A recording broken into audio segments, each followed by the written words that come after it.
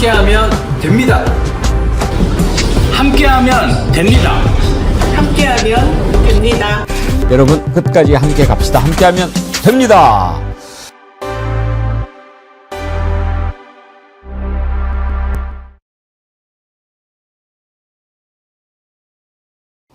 여러분 안녕하십니까? 백운기입니다. 내란 속의 윤석열과 그 일당들에 대한 재판이 진행되고 있는데요. 요즘 재판을 보면 그야말로 재판이 아니고 개판입니다.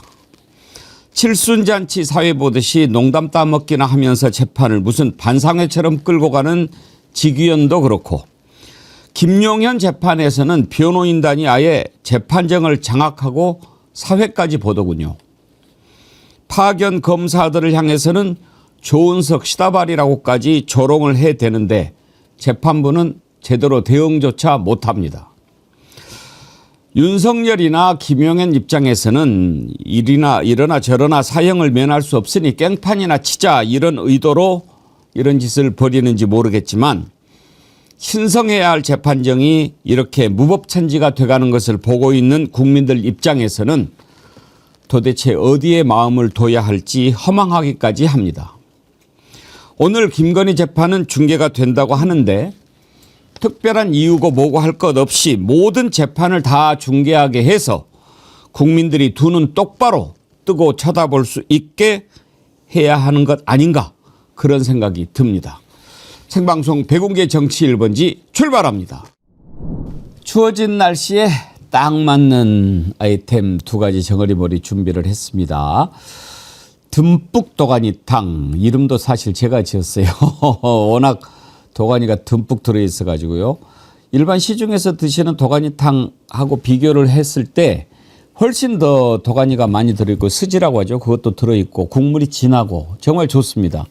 여러분들이 워낙 사랑해 주셔가지고 계속 지금 추가로 생산을 하고 있는데 이번이 5차 생산이거든요. 드셔보신 분들이 또 이렇게 구매를 많이 해주고 계신다고 하네요. 감사합니다. 날씨 추워지니까 이럴 때 좀 많이 챙겨놓고 드시고 또 선물할 때 선물하시고 그러면 좋을 것 같습니다. 한 팩에 5,900원밖에 안 하니까요. 한 10개 정도 사놓고 놔두고 드시면 식사로 대단히 좋을 거다, 자신 있게 말씀드립니다. 듬뿍 도가니탕 많이 드시고요. 또 날씨가 추워지고 이제 또 눈도 앞으로 올 때인데 그때 또 찐빵 아닙니까? 추운 날씨에 김 모락모락 피어오르는 찐빵집, 저는 그냥 못 지나갑니다. 오늘 정어리머리 준비한 안흥찐빵 2+2, 이것도 무료 배송으로 19,900원에 보내드리니까 정어리몰 듬뿍 도가니탕 드시고 디저트로 찐빵 드시면 좋죠. 뭐 온라인으로 주문하시기 불편하신 분들 전화 접수로 주문 도와드리고 있는데요. 1551-3158로 전화 주시면 친절하게 상담해 드릴 겁니다. 여러분 정어리몰이 준비한 제품들 많이 사랑해 주십시오. 예, 여러분 반갑습니다. 뒤에 멋진 배경이요.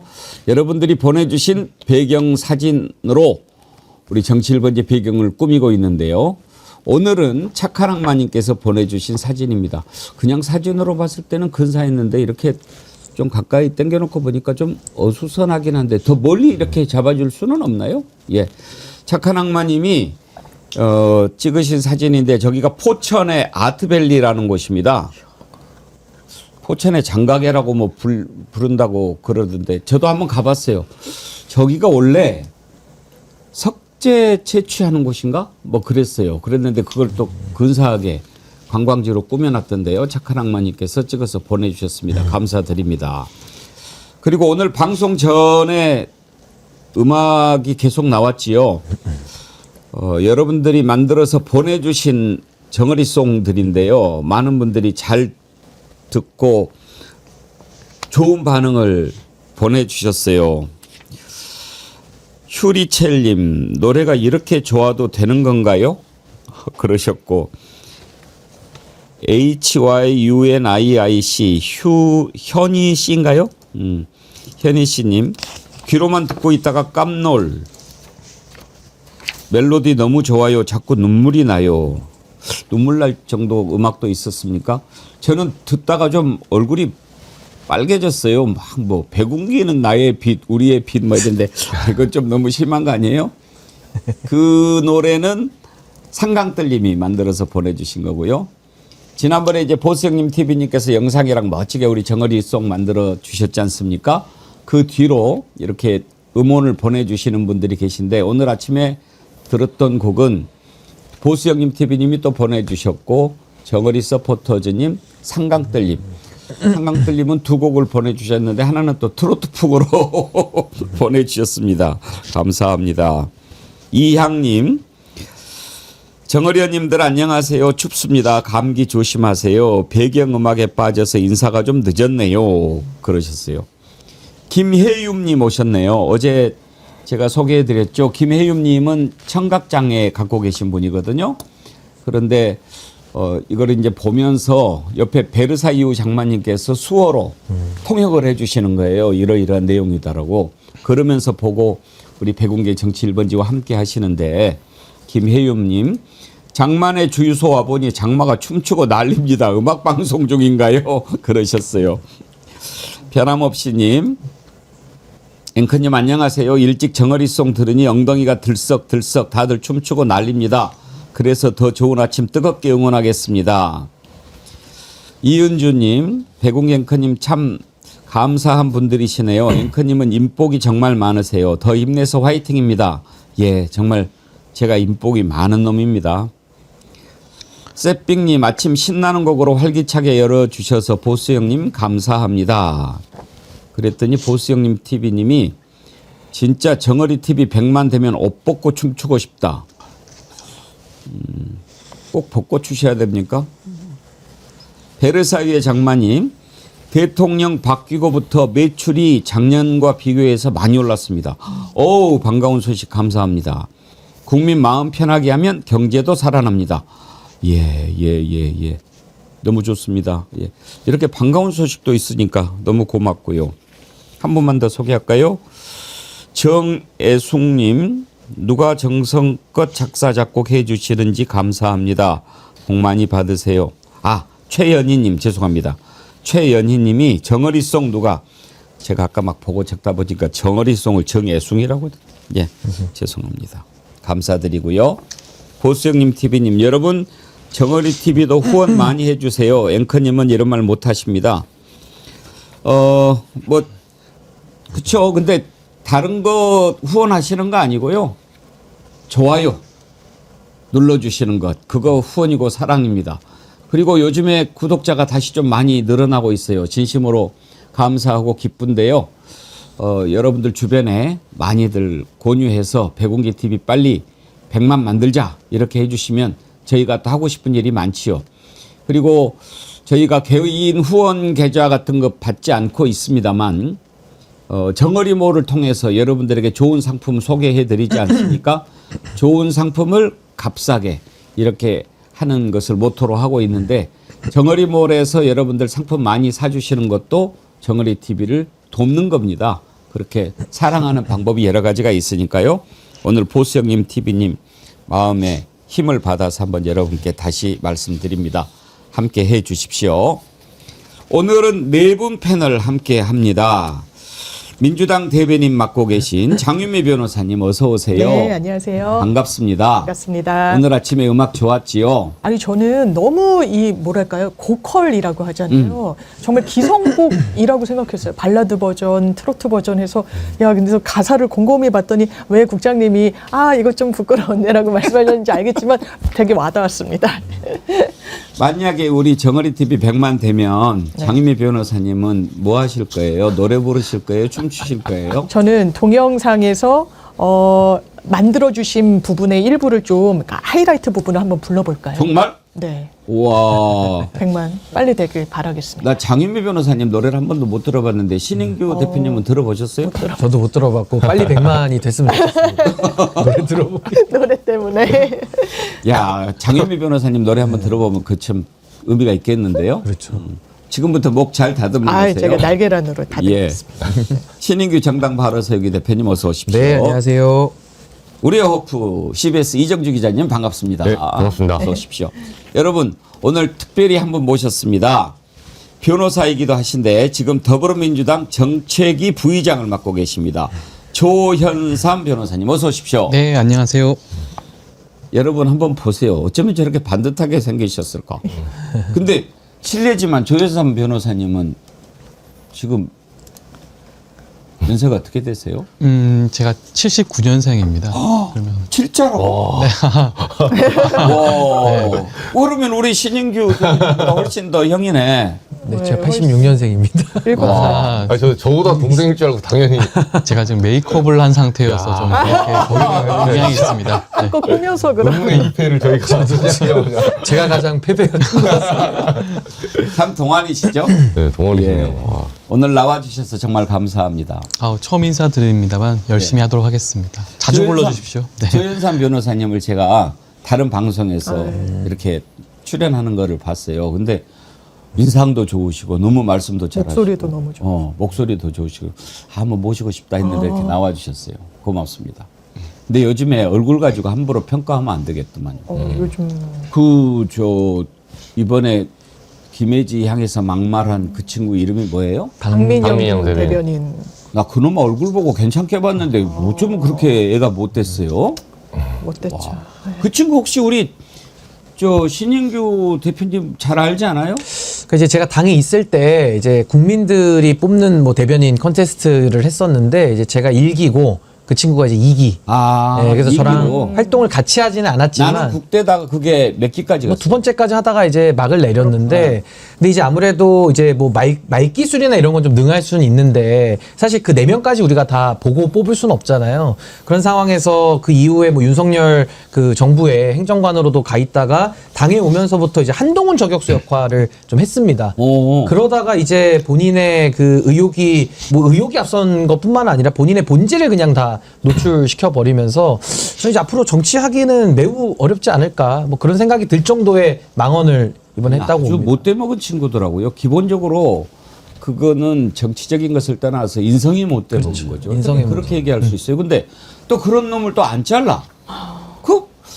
이따 우리 한번 좀 따로 다뤄보겠지만 송원석 원내대표는 뭐 별것도 아닌 거 가지고 기자들이 그렇게 질문하냐 하고 기자들한테 오히려 역정을 냅니다. 네, 너무 사소한 거에 네. 뭐 기사를 쓰려고 한다. 이런 식으로. 이거는 이제 준비된 멘트예요, 사실은. 네, 당대표랑 그 송원석 원내대표가 약간 짜고 하는 거고 이걸 지금 이제 정치 프레임으로 갖고 가려고 하는 거예요. 친한계와 이제 반한계, 한동훈 죽이기. 예, 이 지금 이면에 또 다른 내용이 있더라고요. 그러니까 뭐 박민영 네. 미디어 국민의힘 대변인을 맡고 있습니다. 이제 미디어 대변인. 미디어 대변인. 그러니까 이 친구가 한동훈계인데 한동훈을 치려고 하는 친윤계죠. 한동훈을 치는 네. 저기 장동혁 계인데. 장도혁계죠. 그러니까 이제 살리면서 오히려 이거를 프레임을 친한계 반한계로 가지고 가려고 그러는 거다. 네. 그러니까 정치 투쟁을 하는 것이 오히려 더 낫겠다라는 자체 판단을 한 것 같고 안 그래도 최근에 그 한동훈 전 대표가 뭐 항소포기 논란 가운데 뭐 레거시 언론에서 엄청 많이 이렇게 좀 도와줬잖아요. 그런 국면에서 아마 그 장동혁 대표 쪽에서도 이대로는 안 되겠다라는 생각 속에 친한계랑 어차피 한판 붙으려고 준비 중이었는데 그런 차원에서는 박민영 대변인을 오히려 지켜내는 것이 자신들에게는 더 도움이 되겠다라는 이미 정치적인 평가를 끝낸 것 같습니다. 아무리 그래도 그렇게 말을 해요. 조현삼 변호사님은 그 말 듣고 어떤 생각 드셨어요? 일단 그 방송에서 특히 라이브 생방송이잖아요. 유튜브 같은 채널에서 방송에서 말실수 할 수는 있다고 보여지는데 근데 그 정도가 너무 심각하더라고요. 사실상 뭐 막말, 망언 수준이기 때문에 저는 박민영 대변인이 즉각적으로 진심 어린 사죄했으면 이 사건이 이렇게까지 커질 필요성은 없었을 수도 있다. 그런데도 전혀 그러한 모습 보여주지 않았고 오히려 지금 국민의힘 지도부 차원에서는 박민영 대변인을 옹호하는 그런 모습을 보여주고 있거든요.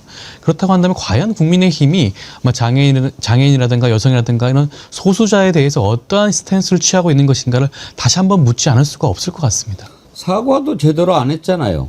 그 김혜지 의원한테는 사과 한마디 하지 않았어요. 그리고 원래 사과는요. 잘못했습니다. 고개 숙이고 다시는 이런 일이 생기지 않도록 하겠습니다라고 해야지 뒤에다 뭘 붙이면 안 돼요.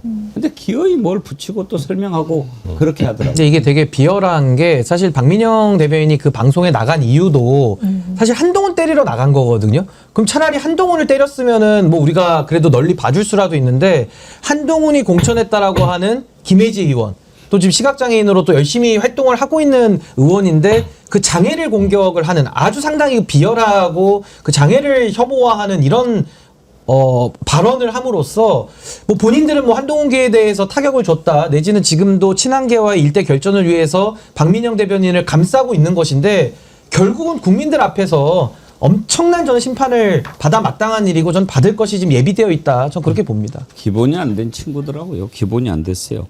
근데 그 토양이 그런 것 같아요. 뭐 장동혁, 송원석 그 산불 얘기했던 여자 의원 김정재 의원. 김정재 의원.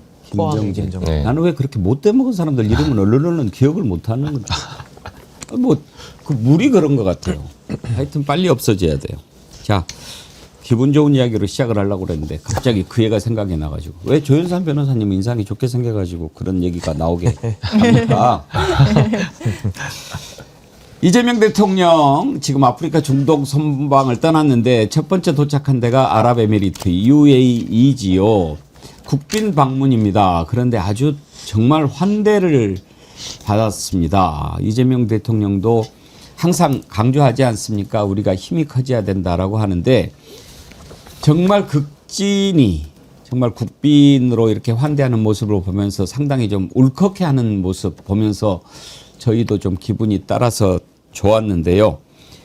좀 인상적인 장면이 하나 있더라고요. 아랍에미리트 전통이라고 하는데 우리나라 이제 지난번에 에이펙 때 막 취타대 연주 보고 많은 사람들이 외국에서 좋아했는데 여기는 또 흰 옷을 입고 긴 머리를 막 이렇게 흔들면서 환영을 하던데 저는 처음 봤어요.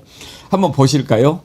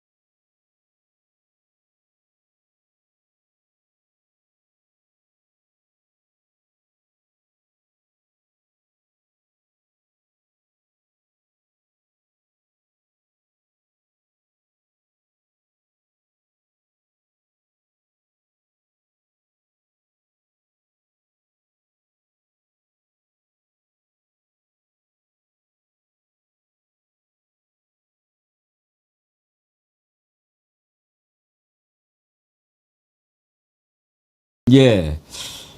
장윤미 대변인. 그 이렇게 하얀 옷을 입고 막 머리를 이렇게 흔드는데 우리로서는 좀 낯선 장면인데 예. 저게 아얄라 그 아랍에미리트 또 오만 지역의 전통 의례래요.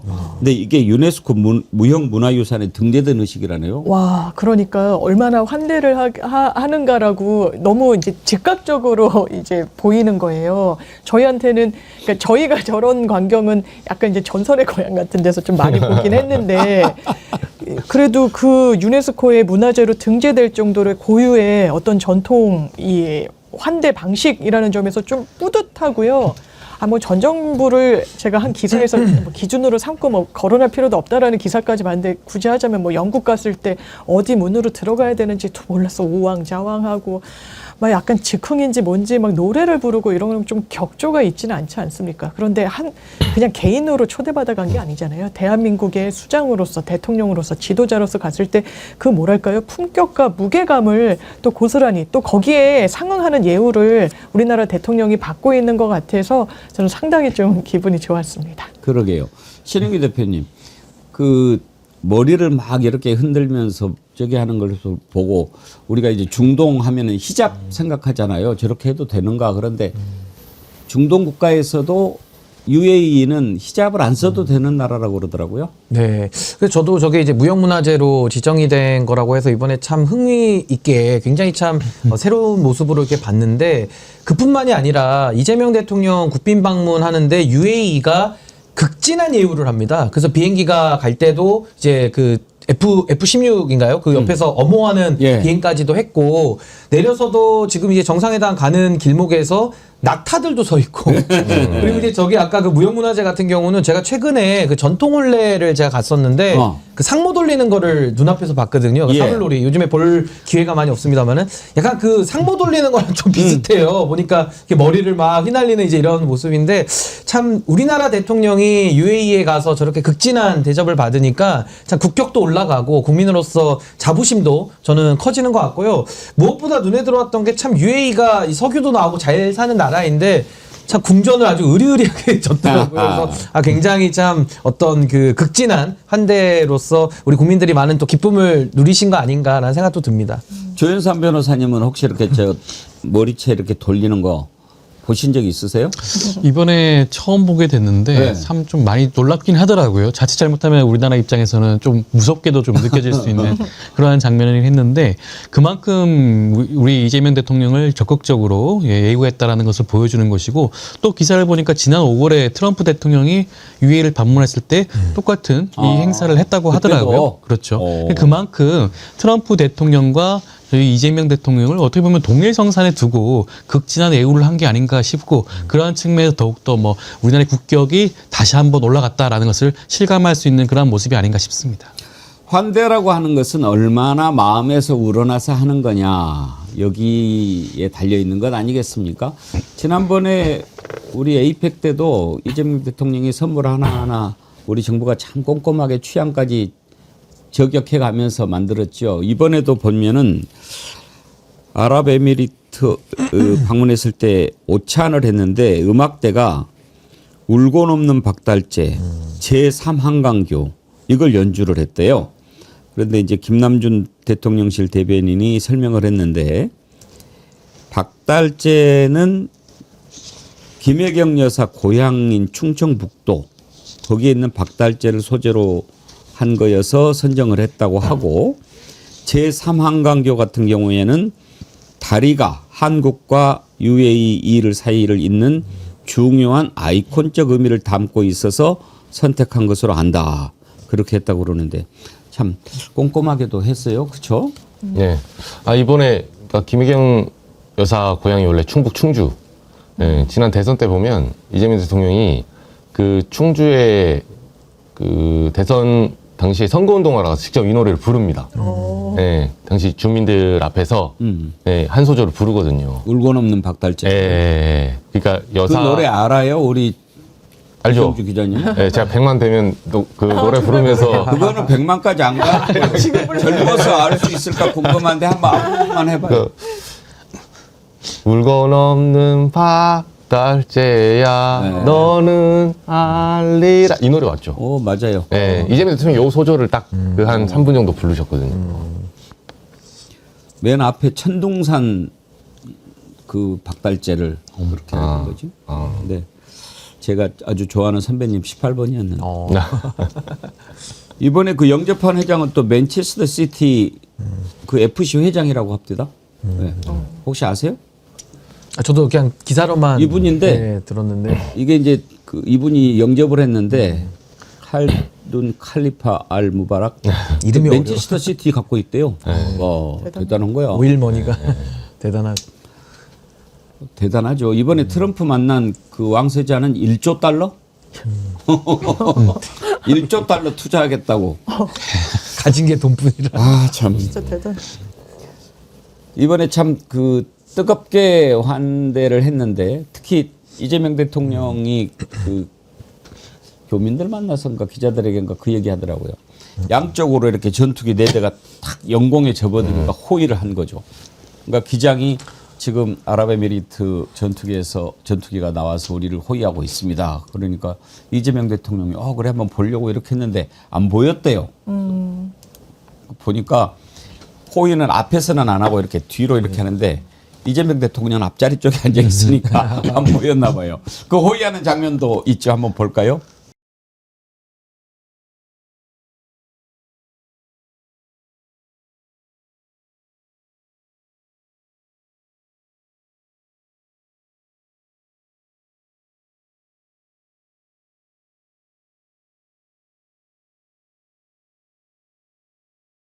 예.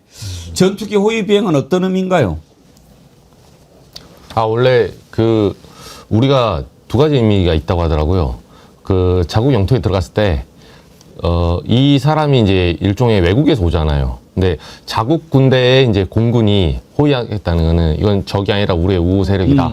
예, 영해로, 그러니까 영공으로 들어온 순간에 그런 의미가 하나 있고, 두 번째는 우리나라 한국형 전투기 KF-21 이게 이제 수출 협정을 했어요 지금. 그래서 아랍에미리트 같은 경우는 중동에서 현재 사실 중동에서도 그 중동 내부 사우디나 뭐 이란이나 내부 군비 경쟁이 좀 있거든요. 그래서 우리나라의 어떤 방산에 대해서 굉장히 높은 평가를 하면서 향후에 이 수주가 많이 지금 물꼬가 트인 상황입니다. 그래서 전투기를 많이 이번에 수출하기로 했어요. 특히 그런 또 의미가 있군요. 이번에 네. 이제 양쪽에 2대씩 4대가 호위를 했는데 오른쪽에는 프랑스산 미라주 전투기가 붙었고 왼쪽에는 미국산 F-16 2대가 이렇게 비행을 했다고 해요. 이게 지금 프랑스산 미라주 전투기고 또 왼쪽에는 미국산 F-16.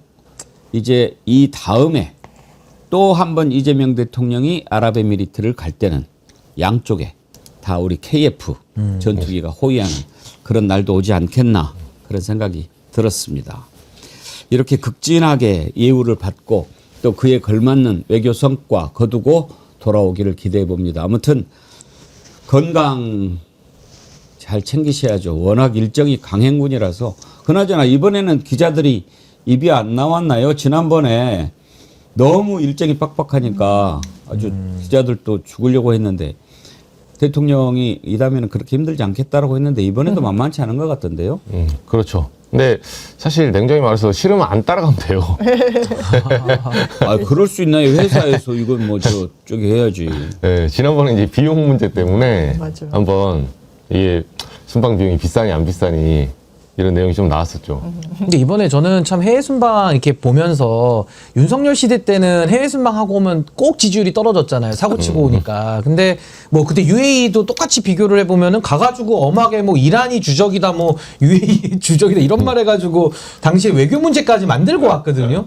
근데 참 이재명 대통령은 외교 갔다 오면 통상 대통령들의 지지율이 오르듯이 참 그런 대한민국이 정상화됐다라는 걸 지금 보여주고 있고요. 또 하나는 UAE가 중동에 있지 않습니까? AI 강국입니다. UAE가. 그래서 지금 우리와의 그런 AI 협력도 이번에 많은 논의가 됐었는데 앞으로 뭐 엔비디아에서 우리가 그 GPU도 공급받고 하면서 UAE와의 그런 AI 협력도 우리가 더 강화한다면은 정말 아시아의 AI 수도로서 우리 대한민국이 우뚝 서는데 아마 큰 도움이 되지 않을까 싶습니다. 그때는 뭐 나갈 때마다 걱정했죠. 그리고 또 나가냐 이런 얘기들을 제일로 많이 했죠. 놀러 나가는 분위기였죠. 놀러 당시에. 나가는 거였죠. 제가 지금도 그 분통 터지는 게 나토 간다고 미국 가면서 가는 길에 하와이 이틀이나 들렀던 거 보고는 정말 저 나쁜 자식이다 이렇게 속으로 욕을 했다니까요. 그 술도 많이 싣고 다녔다 그러더라고요. 그때 아, 외국 맞아요. 나갈 때 그런 술도 얘기 싣고 가고. 그 얘기도 들었어요. 혹시 들으셨는지 모르겠는데 영국인가 이렇게 기업체 회장들 데리고 갔잖아요. 네. 거기에서 뭐 술을 너무 많이 마시게 해가지고 어떤 기업체 회장은 막 엘리베이터에서 쓰러지고 맞아요. 그랬다고 그러는데 그때 네. 뭐 이렇게 이제 갔는데 윤석열이 소주를 좋아하니까 그 소주를 이렇게 찾았는데 그때 어디 뭐 기업체에서 딱 내놨는데 처음처럼을 내놓은 거예요. 그러니까 윤석열이가 난 처음처럼만 안 먹어. 딱 그런 거야. 근데 왜냐하면 그 처음처럼 거기 글씨가 신영복 선생이 쓴 거잖아요. 그러니까 신영복 빨갱이인데 그 신영복이가 그래갖고 지금은 처음처럼 글씨 바뀌었어요. 신영복 선생 글씨에서 다른 걸로 바뀌었어요. 서체가. 어머 저 몰랐어요. 네. 그래가지고 부랴부랴 참이슬로. 근데 뭐 거기에서 이제 있겠어요. 근데 현대인가 어디에서 거기야 지금 뭐 있는 거 다 갖고 와 그래가지고 결국은 처음처럼 갖고 온 거 다 버리고 참이슬 가지고 술을 처먹었다고 그러더라고요. 진짜 너무 저질인데요. 정말 이 부분이 글씨체 때문에 그렇다는 것. 아니, 제가 같이 근무했던 검사분한테 지금 이제 변호사 하시는데 그렇게 검사 서울중앙지검에서 같이 할 때도 양주는 안 마셨다는 얘기를 하더라고요. 이제 소주를 좋아하고 이제 양주만 파는 집에 가서도 소주 별도로 사오라고 할 정도로 소주 애호가인데 그런데 이렇게 인식이 딱 그 수준에 거칠고 뭐 근거도 없고 빨갱이 찾고 반국가 세력 찾고 그러면서 자기 정치 신념이나 소신이 있니? 아니요. 그냥 절대선의 기준은 나. 김건희 그걸 가지고 거기에 반대하면 한동훈 빨갱이라고 하는 그 정체성 아니겠습니까? 그러니까 처음처럼도 빨갱이 소주라고 생각했겠죠. 그렇게 생각한 예. 거죠. 그래서 술을 바꿨다는 얘기를 들었어요. 제가 직접 들었어요. 이런 자들을 이제 변호하고 그러는 변호사도 보면은 똑같습니다. 어제 그 중계된 모습을 이렇게 보니까 야, 재판정이 이래도 되는가? 원래 이랬나? 저는 참 궁금해요. 오늘 마침 변호사님이 세 분이나 계시니까 한번 그 얘기를 해보려고 합니다. 이거 완전히 난장판이더라고요. 무법천지도 이런 무법천지가 없습니다. 김용현 재판정에서 일어났던 모습 한번 잠깐 보시죠.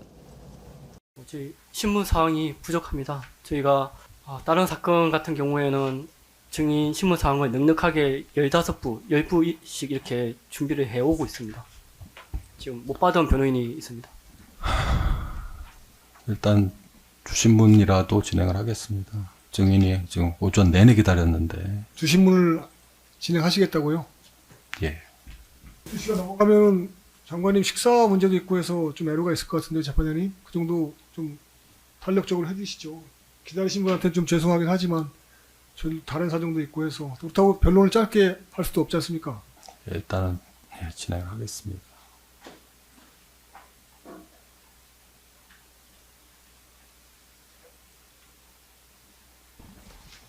일반적으로 법원의 민원 업무도 12시부터 1시까지는 법에서 보장하는 네, 점심시간입니다. 맞습니다. 그걸 침해하시면 안 된다고 생각합니다. 공정한 재판을 받을 권리는 헌법 제27조에서 규정되고 있는 것입니다.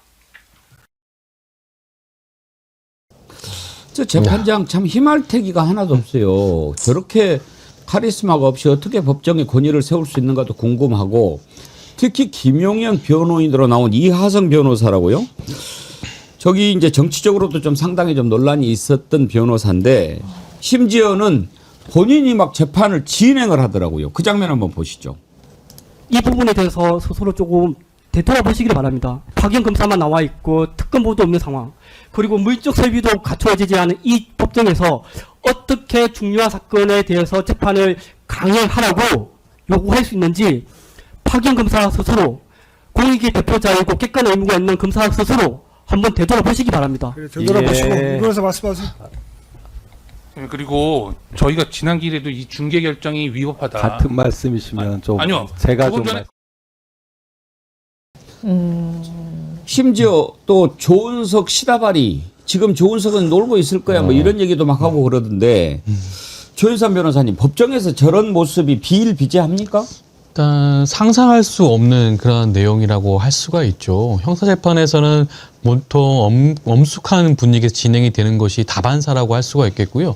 그리고 재판장의 그런 재판 진행에 대해서 변호인이 저렇게까지 적극적으로 의견 개진하기가 쉽지 않습니다. 그것이 현실적인 문제도 있는 것이고요. 어차피 재판 진행은 재판장이 결정할 수 있는 부분이기 때문에 그리고 또 지금 뭐 검사 측에 대해서도 사실상 말씀하신 것처럼 인신 공격성 그런 발언을 하고 있는데 보통 그러면 재판장이 저 부분 제지를 해야 되거든요. 그런 말 하지 마라라고 중간에 말씀을 하시곤 해야 되는데 일단 영상으로만 봤을 때는 재판장이 좀 적극적으로 그 부분에 대해서는 제지를 하지 않는 모습처럼 보여지기 때문에 그 부분 좀 우려되는 부분이 아닌가 싶긴 합니다. 제가 거기서 두 가지가 궁금해요. 하나는 일단 변호인들은 그 의뢰인의 이익을 위해서 일하지 않습니까? 그러면 저런 식으로 하면은 재판장이 기분 좋을 리가 없고 자기가 변호하고 있는 의뢰인, 예를 들어 피고인한테 도움이 안 될 것 같은데 저런 식으로 막 하고 그러는 이유가 뭔지 첫째 궁금하고 그다음에 저렇게 무도하게 하는데도 재판장이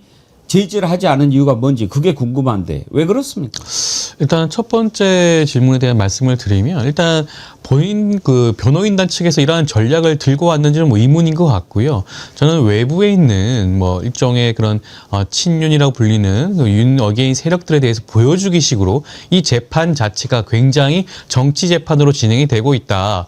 일방적으로 우리한테 불리하게 재판이 진행되고 있다는 그런 모습을 보여주기 위해서인가 아닌가 싶습니다. 말씀하신 것처럼 변호인 입장에서는 그런 모습 보여주면 안 되거든요. 적극적으로 재판장에 대해서 뭐 입장을 전한다고 하더라도 굉장히 공손하게 진행하는 경우가 대부분이고요. 최종적인 결론은 어차피 재판장이 내리는 거 아니겠습니까?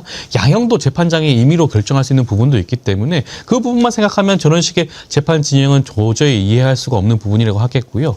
그리고 재판장이 왜 저렇게까지 적극적으로 하지 않냐는 말씀은 저도 좀 이해가 되지 않는 부분이 대부분의 형사재판, 민사재판도 마찬가지입니다만 재판장 입장에서 저렇게 어떻게 보면 굉장히 뭐 재판을 사실상 방해하는 저런 발언에 대해서는 적극적으로 제지하는 재판장이 대부분이거든요.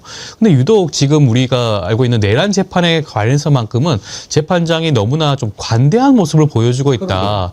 이런 모습 보이게 되면 정말 전혀 국민들 눈높이에도 맞지 않고 법률가들 눈에 보더라도 전혀 일반 상식에도 부합하지 않는 모습이기 때문에 저 부분에 대해서만큼은 특검 입장에서 좀 적극적으로 의견을 좀 개진했으면 좋겠습니다. 이러한 부분들에 대해 재판장이 적극적으로 좀 재판 진행 지휘를 했으면 좋겠다라든가 그런 식의 입장을 좀 밝히는 것이 좋지 않을까 싶습니다. 신은규 대표님 보시기엔 쟤들이 왜 저러는 것 같아요?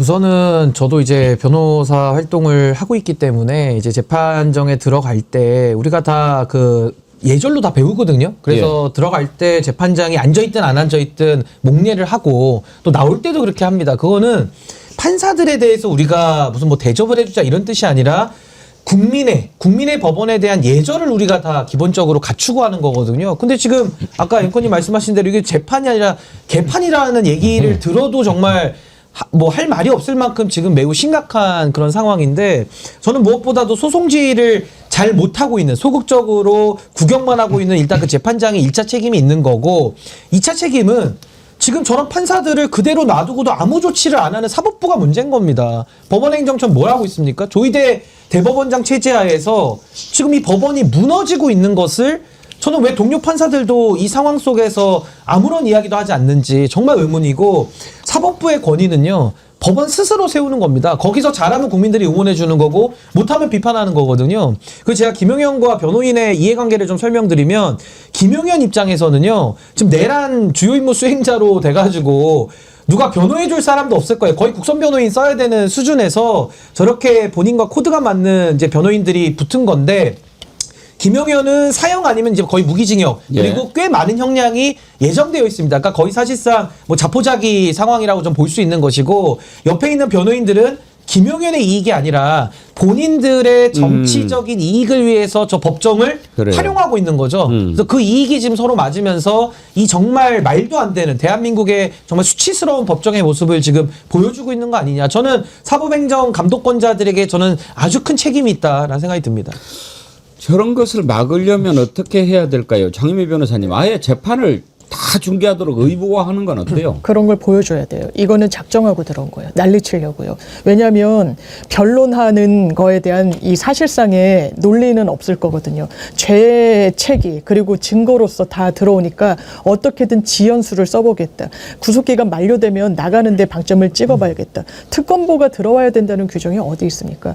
그 증인신문 사항 본인들이 많이 와서 앉아놓고 왜 우리 인원수대로 안 했으니까 증인신문 할 수 없겠다는 말이 어디 있습니까? 헌법에 공정한 재판 받으라고 했지 식사 시간 규정해 주라고 한 부분이 어디 있습니까? 그럼 증인은 대기 시간 본인이 책임질 거니까 이런 부분과 관련해서 완전 난리법석을 치고 있다.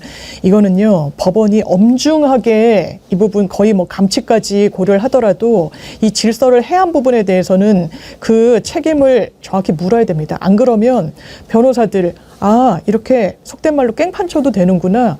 이런 신호를 법원이 주는 꼴이 될 수 있어요. 어느 누구도 신성한 법정을 그렇게 해서는 안 됩니다. 판사 한 명 한 명을 존경해서가 아니에요. 주권자가 부여한 사법부의 권위에 순종하겠다는 겁니다. 그리고 그 결과에 따르겠다는 겁니다. 이 난리법석을 치면 그 끝에 뭐가 있을까요? 아마 중형을 면치 못할 거예요. 그런데 그걸 또 따르지 않겠다고. 이거 정치적인 판결이었다고 그 밑밥을 까는 겁니다. 빌드업을 지금부터 하는 겁니다. 이게 변호사들이 할 수 있는 일입니까?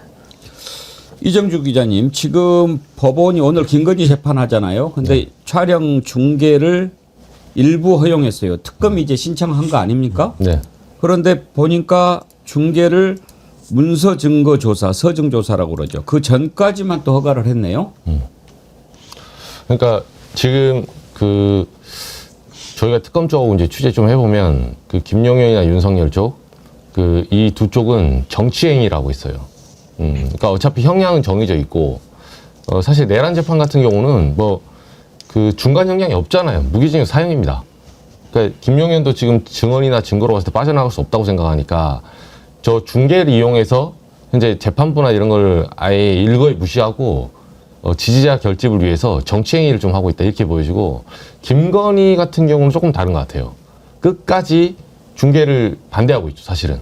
왜냐하면 본인은 내란의 주범이나 뭐 주요 임무 종사자가 아니라고 생각하니까 자기는 사형 내지 무기징역이 아니라고 보거든요. 그래서 약간 피의자마다 서로 전략이 좀 달라요. 그리고 저게 중계를 가지고 지금 김용현 측이나 뭐 윤석열 쪽도 정치적인 그 세력 규합을 위해서 좀 이용하고 있다라는 생각이 들지 않습니까? 근데 저게 얼마나 멍청한 거냐면요. 아마 지금 저 중계되는 거 국민의힘이 제일 싫을 겁니다. 저 김용현이나 윤석열 내지는 저 변호인들 저러고 있는 거 보면 국민의힘은 앞으로 또 심판받아야 되거든요. 그래서 아마 이제는 뭐 국민들이나 중도가 싫어하는 거는 너무 당연한 거고 이제는 국민의힘에서 선거 뛰는 사람들이 저 중계되는 저 장면을 보면서 지지층 결집보다는 야 당신들 때문에 표 떨어진다라는 것 때문에 아마 더 내부적인 극한 반발들이 더 있을 것으로 예상이 됩니다. 그래서 저도 중계 더 하고요. 결국은 국민의 시간이기 때문에 국민들이 이제는 더 감시 감독하는 이 방법 외에는 달리 방법이 없다라는 생각이 듭니다. 근데 조윤선 변호사님 오늘 중계를 서증조사 전까지만 하도록 이렇게 했다고 하는데 그 이유를 우인성 부장판사가 이렇게 이야기했어요. 서증조사 과정에서 피고인 방어권이 보장되지 않는 점 뭐 어떤 뜻입니까?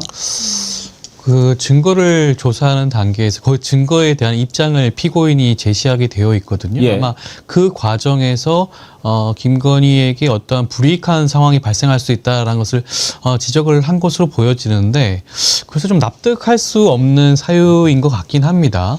그 부분에 대해서는 충분히 재판정에서 피고인이 주장할 수 있는 부분 충분히 걸러서 얘기가 나올 수가 있는 부분이기도 하고요. 그 부분은 어차피 생중계가 아니더라도 생중계 아니 현장 중계 녹화 중계 방식을 택한다고 하더라도 충분히 그 부분 개인정보를 침해한다든가 그런 각종 부분에 대해서 제한적인 조치를 취할 수가 있거든요. 그럼에도 불구하고 그러한 결정을 내린다는 것 자체가 어떻게 보면 여전히 재판부가 이 김건희 재판에 대해서 좀 소극적으로 임하고 있는 모습을 보여주는 게 아닌가 싶습니다. 그러니까요. 우리가 보는 입장에서 저게 무슨 중계야 그런 생각 들지 않겠습니까?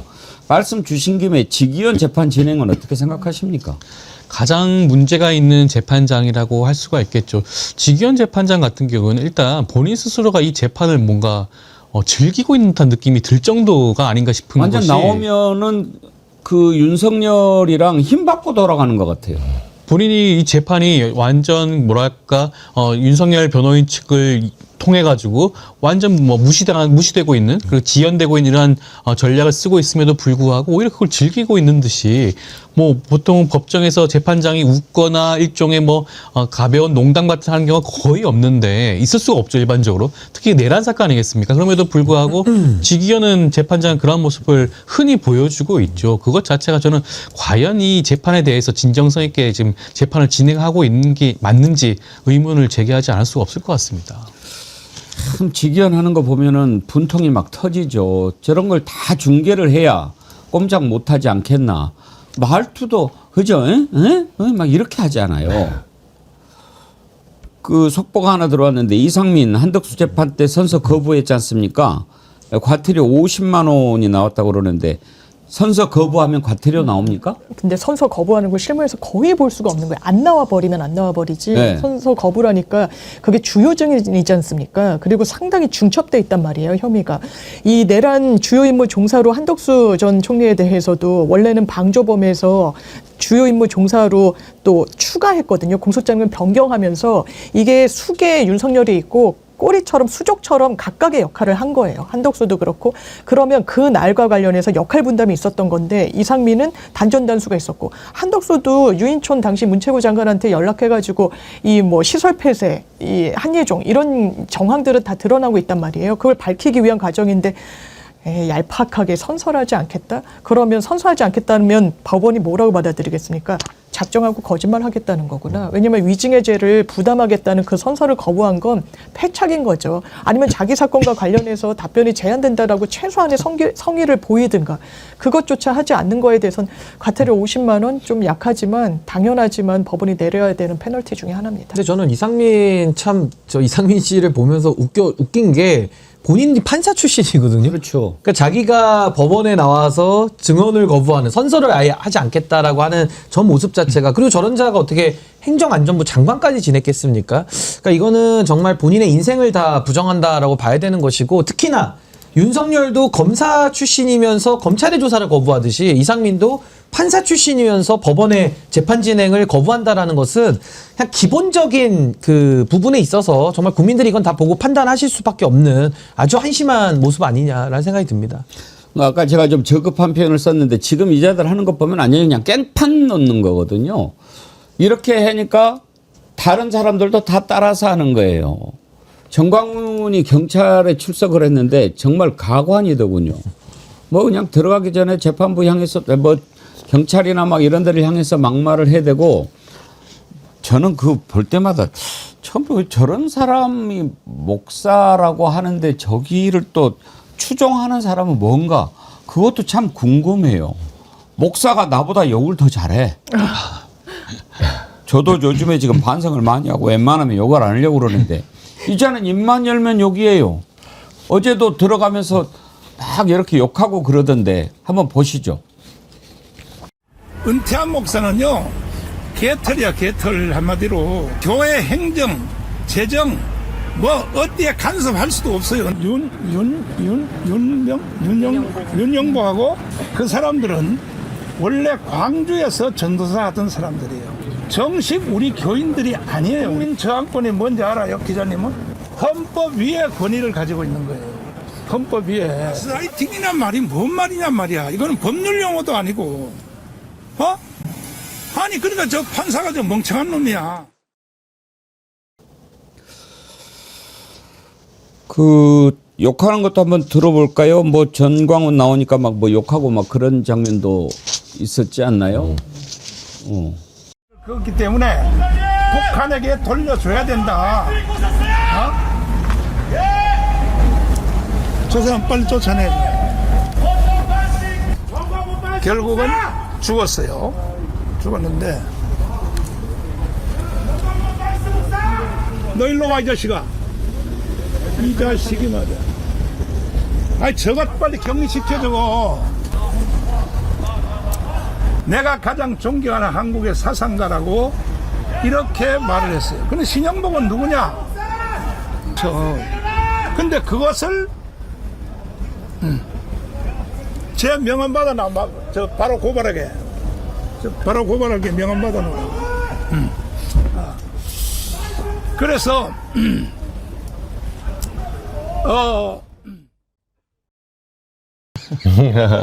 말 끊어져가지고 까먹은 거예요. 네, 아니, 그거면 그냥 하면 되지. 아마 저 소리 지르던 사람이 한두 잔이 아닐까 싶은데요. 그렇죠? 어제 보니까 CBS 보고도 뭐라고 합니다. CBS 기자들 뭐 그런 식으로 해 나한테 불리하게 보도하고 그러냐고? 네, 그 저희랑은 좀 악연이 좀 깊죠. 네. 네, 그래서 어제 이제 JTBC랑 저희 두 개 딱 뽑아서 했는데, 저도 예전에 이제 정광훈 목사 취재를 해본 적이 있었거든요. 거기 그 사랑제일교회 돌고 지역 쪽에 이제 찾아가서 몇 번 사람들을 만나봤는데, 정광훈 씨는 굉장히 정치적인 인물이에요. 그러니까 앞에서 한 말과 뒤에서 한 말 다르고, 그 사람들 많을 때 정광훈 목사한테 이제 붙어서 이게 입장을 물어봤는데, 어디냐고 물어보더니 CBS라니까 나는 CBS랑 사이가 안 좋은데? 예, 그 옆에 사람 들으라는 소리예요. 기독교 목사 아닌가? 본인이? 예, 그래서 옆에 사람 들으라고 하고 그 호의하는 사람들이 몰려와요, 이제. 예, 이 사람을 빨리 이 기자를 떨어내라. 이 시그널을 그렇게 주더라고요. 근데 저는 저 장면들을 보면서 이게 참 일관된 건데요. 그 까미가 했던 말 중에 공화국은 관용으로 건설되지 않는다 이 말을 합니다. 그때 나치 숙청과 관련돼서 했던 얘기인데, 전 지금도 그래요. 아니, 우리가 당연히 관용 있는 사회로 가야 되는데 왜 저런 인간들한테 관용을 계속 베풀어 줍니까? 그러니까 이게 자꾸 놔두면 놔둘수록 정말 악성 종양이 퍼지듯이 더 사회를 혼탁하게 만드는 거거든요. 그러니까 정광훈도 그렇고 아까 이상민도 그렇고 윤석열도 그렇고 법 질서를 어기는데 거기에 어떻게 관용이 들어설 수 있습니까? 거기다 그 사람들은 권력이 있잖아요. 아무리 권력자가 지금은 아니라고 하더라도 한때 권력을 가졌던 사람들이고 지금도 힘이 있는 사람들입니다. 근데 여기에 대해서 우리가 관용을 왜 이렇게 과도하게 베풀어 주는 것이냐. 전 정말 꽈미의 말을 우리가 지금 다시 한번 좀 새겨야 될 때 아니냐. 그 생각이 듭니다. 관용 얘기하시니까 어제 정광훈이 경찰에 출석해가지고 2시간 반인가 조사받고 나왔다는 거예요. 왜 그랬나 했더니 들어가기 전에 무슨 엑스레이를 가져와가지고 엑스레이를 막 보여주면서 다 이렇게 목뼈를 뭐 이렇게 다쳤는데 2시간 이상 있을 수 없다.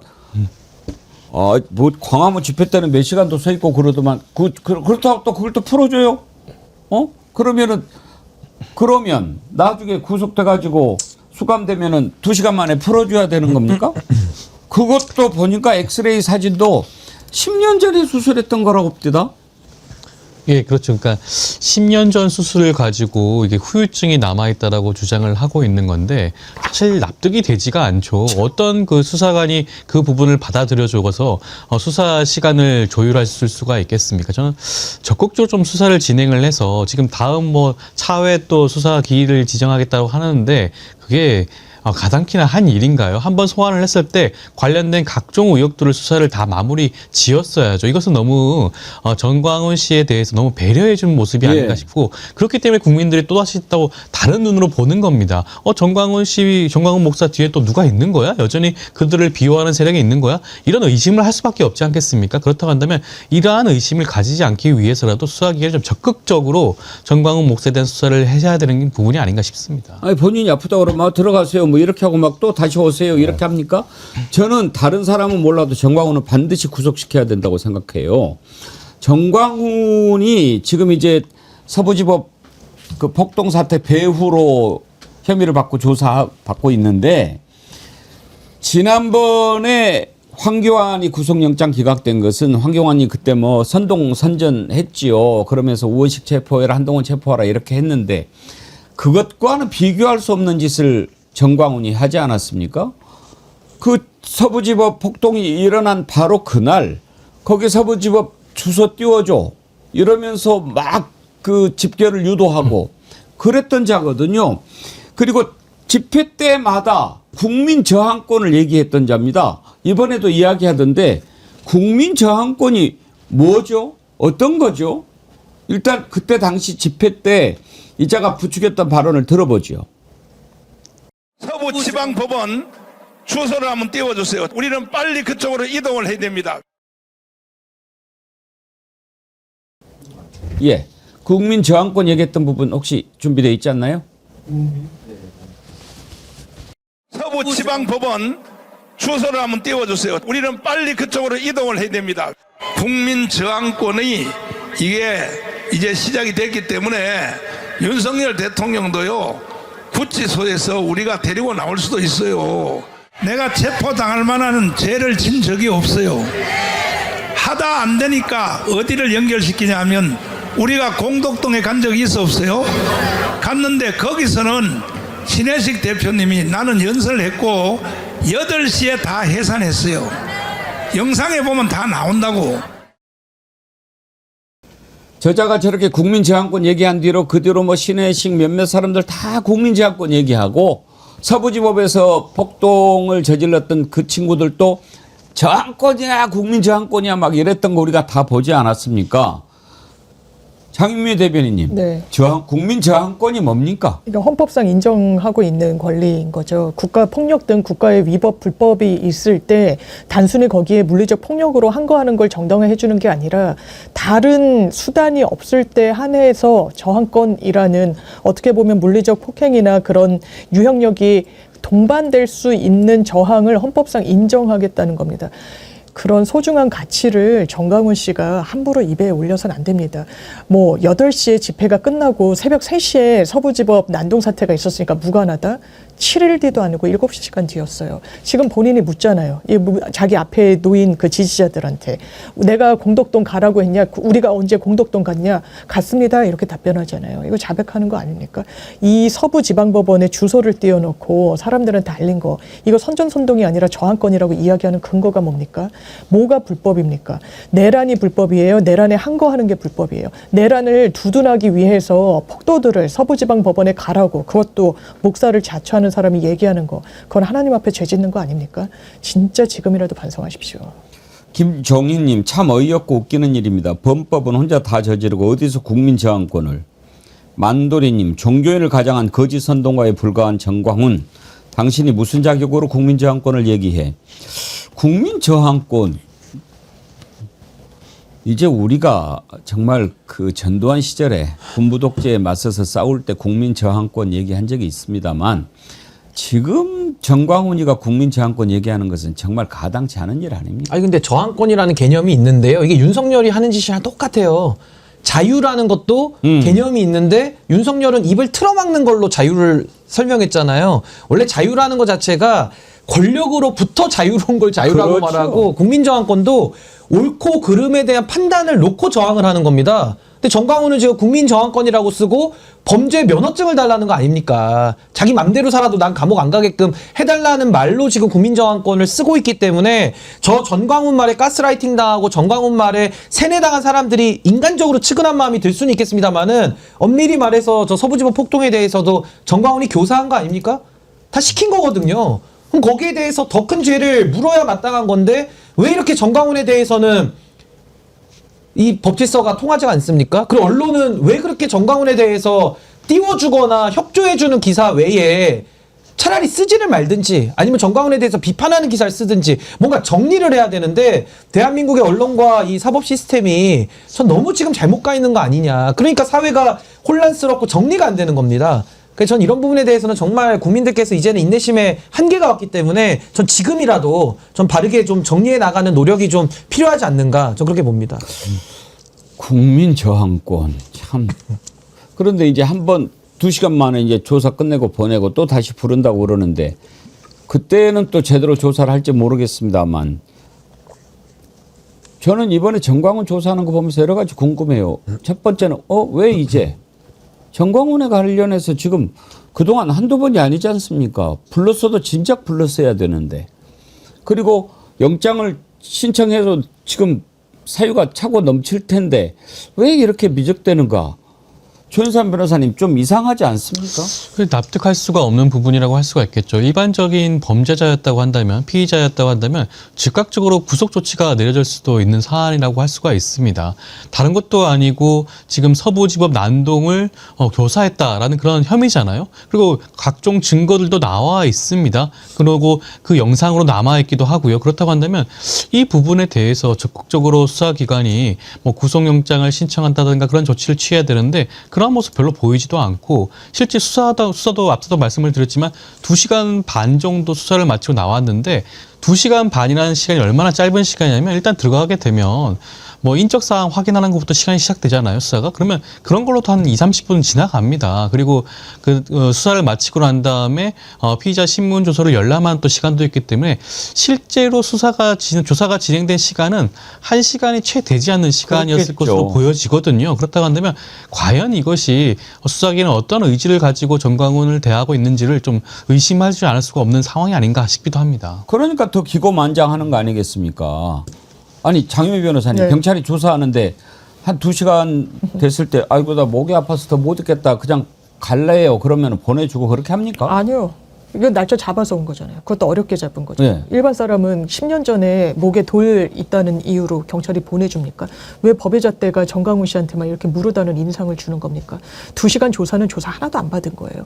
왜냐하면 착석하고 뭐 신분증 확인하고 거기에 대해서 뭐 기타부터 여러 얘기를 하면 한 20분 정도는 그냥 가거든요.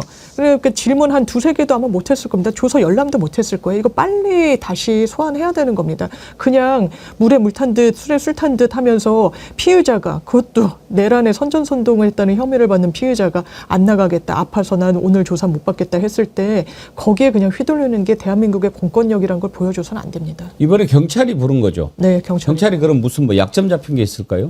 그렇게까지는 아닌데 아마 정강훈 뭐 추정키로는 그 뒤에 있는 지지자들 이런 걸 신경을 안 쓸 수는 없고, 또 본인이 모르겠습니다. 이게 비공개지 않습니까? 그 앞서는 어떻게 납작 엎드리고 이 경찰을 설득했는지는 모르겠는데, 어떻게 보면 아까도 이정조 기자 짚어주신 대로 좀 이중적이고 앞뒤가 다르고 이런 면이 있으니까 또 수사기관에 불려갔을 때는 어떤 저자세를 보였을지도 모르는 일이라고 생각합니다. 정말 그 이해가 안 돼요. 정광훈이가 도대체 뭔데 저렇게 설치고 다니는 것을 그냥 놔두는지. 이 다음에 한 번 더 조사를 받으면 그때는 바로 구속영장 신청하겠죠? 그렇죠. 그러니까 뭐 임의 조사로 저렇게 소환 조사에 응하더라도 거기서 만약에 이제 조사를 실질적으로 하지 못한다면 사실은 이제 뭐 소환 불응과 뭐 유사하게 볼 수 있는 지경까지 우리가 평가할 수 있기 때문에, 그랬을 때는 뭐 체포영장도 치는 거고 또 필요하다면 구속영장 발부 받는 건데, 지금 우리 국민들이 뭐가 답답하고 가장 걱정이냐면요, 이게 지금 사법부가 정상적인 판단을 안 하니까 원래 수사의 프로세스대로 임의 수사를 하고 안 됐을 때 강제 수사로 넘어가서 필요한 수사는 해야 정상인데, 지금은 대한민국의 사법부가 무슨 이유인지는 모르겠습니다만은 이 조희대 대법원 체제하에서 너무나도 지금 망가진 모습들을 보여주고 있기 때문에 이제 그런 부분에 대한 우려를 지금 함께 가지고 있는 거 아닌가라는 생각이 듭니다. 아마 그 우려 때문에 정광훈이 더 설칠 수도 있는 거겠죠. 하여튼 이제 정광훈은 제가 다시 한번 말씀드리지만 가장 먼저 구속이 돼야 될 자입니다. 나라를 어지럽히는 최대 우두머리 바퀴벌레예요. 정말 저런 자들을 그대로 둬서는 절대 안 됩니다. 그리고 정광훈 따라다니는 사람들 제발 좀 정신 좀 차리십시오. 아니 어디를 봐도 저게 목사입니까? 입에서 하나님 말씀이 나옵니까? 저런 사람이 어떻게 목사입니까?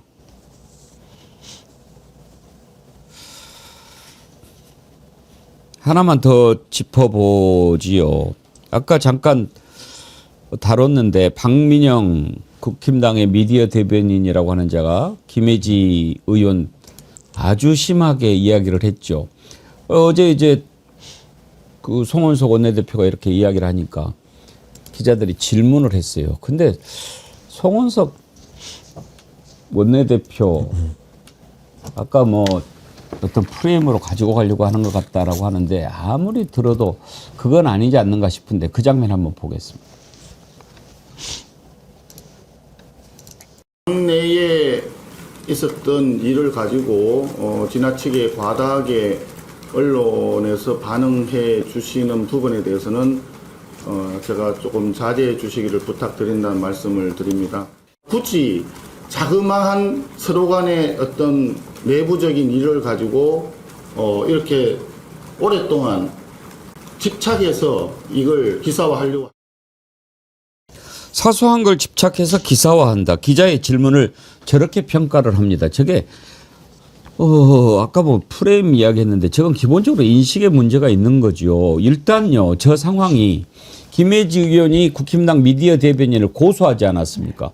당 내에서 국회의원이 그 당의 당직자를 고소한 사건인데 이게 정말 사소한 문제라고 보십니까? 장윤미 대변인님? 국장님 말씀 주신 대로 이게 진짜 큰 문제인 거예요. 인식의 문제. 정치는 많은 부분을 말로 합니다. 그리고 말로 국민 통합을 이룰 수도 있고 분열을 획책할 수도 있어요. 분열의 언어, 증오의 언어, 혐오의 언어를 특히 정치권에선 배제해야 됩니다. 그런 언어를 입에 올리는 사람들은 정치를 할 자격이 없는 거예요. 뭐라고 그랬습니까? 눈 안 보이는 것만 빼면은 기득권이라고 그랬어요. 장애를 가진 걸 천원으로 하려고 했습니다. 아니 어떻게 인간이 인간을 대하는 태도가 이럴 수 있습니까? 그 부분에 대해서 저변에는 한동훈 계로 분류되는 김혜지 의원에 대한 어떤 저항감이 있는 걸로 보여요. 그러니까 그걸 두둔하고 있는 겁니다. 아, 저격수로서 너는 수단, 목표가 있다, 목적이 있다, 쓰임새가 있다. 정치가 이래서는 안 되는 거예요. 국민의힘에서 나오는 말들 좀 보십시오. 자그마한 일로 언론인들이 문제 삼고 있다. 기자들이 바로 반문했다는 거예요. 뭐가 작은 일이냐. 우리가 이걸 문제 삼는 거냐. 문제 있는 발언에 대해서는 해야 되는 거 아니냐. 장동혁 대표는 또 뭐라고 얘기를 했습니까? 꼬리 자르기 하는 관행은 없애는 게 좋다. 그러면 몸통은, 이 혐오의 몸통은 국민의힘이라는 걸 자백하는 겁니까? 국민의힘은 이런 태도는요, 진짜 정치할 자격이 없는 겁니다. 근데 저게 얼마나 인식이 참 이상하게 되어 있는 거냐면, 아니 강도를 목격했는데 신고하면 신고한 사람이 잘못입니까?